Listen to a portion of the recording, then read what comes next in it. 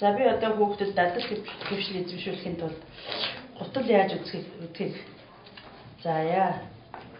За орчин үед нөгөө хүүхдийн юм үдээстэй гутал хаварсан болохоор би бас ийм хөлний удны хэлбэртэй тэгээд ингээд захаар нь цаалтураар ингэж нөхөлж үдээс үлдсэн байгаа юм. Одоо нэг хүүхдэр хийлгээ. За салангад байгаа тийм ээ.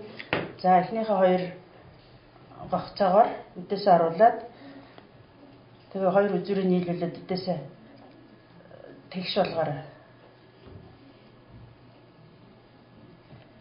За тэгээ дараагийнхаа гогцоонд оруулаад ингээд ташуу хэлбэрээр дараагийнхаа гогцоонд оруулаад хамгийн сүүлд нь маш сайн зангидж өгнө. Тэгэхгүй бол энэ чинь алдураад яачих шиг.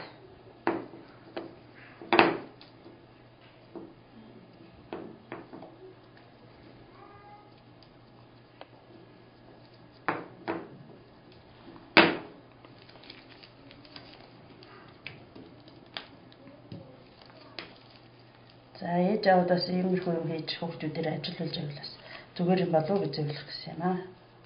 Орчин үеийн гутлууч ийм үдээстэй гутал байх нь ховордсон. Тэгээ хүүхдүүд ийм гутлыг үдээс сургах нь ээж аавдад хэрэгтэй болов. Гэртээ бас зүгээр хямдч материалаар иймэрхүү хийгээд хүүхдүүдэд ажилуулж явал зүгээр байх гэж санагдаж байна.